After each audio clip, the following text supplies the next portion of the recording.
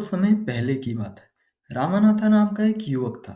वह बुरा इंसान नहीं था, पर उसे एक अजीब सा जुनून सवार था, सोने का नुस्खा बनाने का। उसने अपनी सारी धन दौलत जादूगरों और पुरानी किताबों पर लुटा दी। एक दिन उसकी मुलाकात एक महान साधु से हुई। रामानाथा ने उन्हें अपनी इच्छा बताई।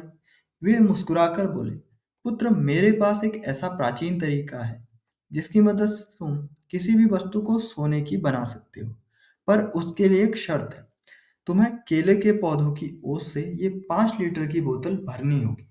लेकिन याद रहे, उन पौधों को तुम्हें खुद अपने हाथों से उगाना होगा। रामानाथा की आंखों में उम्मीद की चमक आ गई। अगले ही दिन से रामानाथा बदल गया। उसने अपने बंजर खेतों को जोता और केलों के हजारों पौधे लगाए। वह पौधों को पानी देता, उनकी निराई गुड़ाई करता और बड़ी बेसब्री से सर्दियों का इंतजार करने लगा। सर्दियों की हर धुंधली सुबह सूरज उगने से पहले रामानाथा खेतों में होता। वह बड़े प्यार से केलों के पत्तों को झुकाता और एक एक चमकदार ओस की बूंद को अपनी बोतल में जमा करता। साल बीतते गए। पौधे अब बड़े और लहलहाते पेड़ों में बदल चुके थे। रामानाथा की मेहनत रंग ला रही थी। खेत केलों से लद गए थे और उसकी बोतल भी धीरे धीरे भरने लगी थी। 6 साल बीत गए और उसकी बोतल पूरी तरीके से भर गई। रामानाथा गर्व से अपनी भरी हुई बोतल लेकर साधु के पास पहुंचा।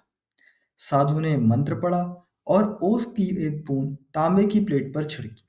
रामानाथा की धड़कनें रुक सी गई। पर यह क्या? प्लेट तांबे की ही रही। रामानाथा गुस्सा से चिल्लाया। तभी साधु ने उसे शांत किया और उसकी पत्नी को बुलाया।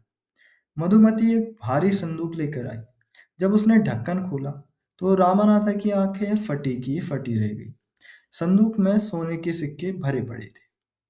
साधु मुस्कुराकर बोले, रामानाथा, ओस में कोई जादू नहीं था। जादू थी तुम्हारी मेहनत। जब तुम ओस जमा कर रहे थे, तब तुम्हारी ये पत्नी केलों को बाजार में बेचकर यह धन कमा रही थी।